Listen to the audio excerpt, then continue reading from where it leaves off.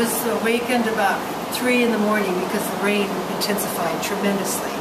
And I looked at my windows to see if everything was okay, and as I was standing here by the front door, I noticed black water coming through underneath of my front door. Black water. I looked at it and I thought, oh dear, we're really in for it now. And I thought, I have to get some towels. So even knowing the towels wouldn't do anything, I headed for the linen closet and I put a little ring of towels, and pretty soon we were awash. And the towels were black, and the rug was black, and the kitchen was black, and there was water everywhere. And my partner and I went outside like good farmers, good canyon-dwelling people, and we worked outside with shovels for 2 hours in the mud. I have poison oak, real bad. Oh my gosh. Up to the water line. Oh. It doesn't show so bad now, but it hurts and it itches like crazy. Oh, I bet. So you got that because you were waiting in the water and yes, we both got it at knee-deep because that's how high the water was. And after 2 hours of being out there, it seemed dangerous, and so we quit and we went to my neighbor's house, Barbara, who was another artist, and she was making tea for everybody who was crying at each other's shoulders at that hour of the morning. And we came home and the light was just coming, and the emergency crews were beginning to arrive in the neighborhood. They suggested we evacuate.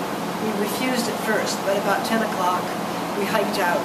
We had to hike out to El Toro Road through slosh and mud, and we were gone 2 days. And in that 2 days a lot of other damage happened.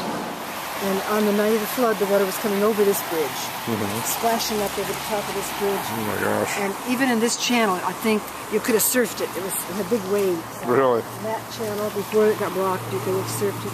And the water was all going in the direction of the creek. So although there was a big channel here, mainly it had my backyard awash and my front yard awash. And did you have grass here? Grass. Yeah. So there's grass underneath all this mud. Yeah. This is my kitchen. Oh. Here. So this is what's left of your kitchen. No, I see. Well, I don't know.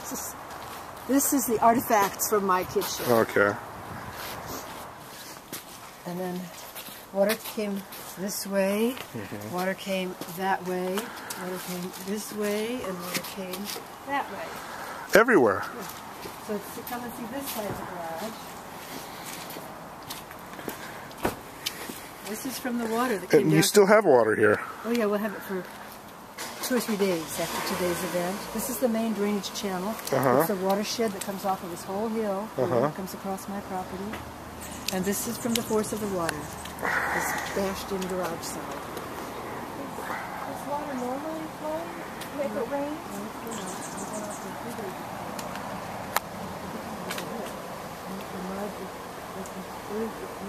Box. Oh my gosh. And then inside too, and just mud everywhere. Mud everywhere. And my silk steaming machine is this. This is the bottom of it, and this is an electrical element, and this is the top of it.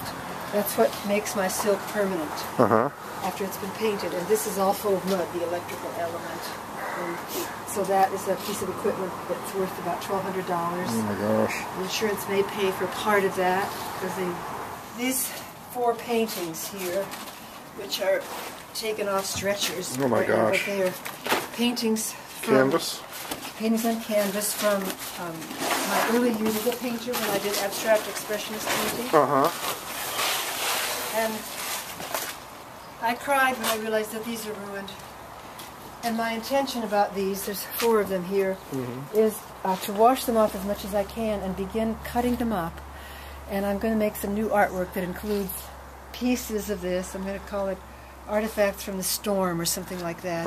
Pieces of this, pieces of the broken glass that came down from the hill, like this. Old glass things. A lot of this came down from an old dump. Oh, okay, yeah. See, there's some here in the mud. So I'm planning on working on this Saturday, January 8th, when we have our monthly open studio tour for artists. I'll be with Louis Longy at his studio, which was destroyed too. And we'll all be trying to give rebirth to our art life.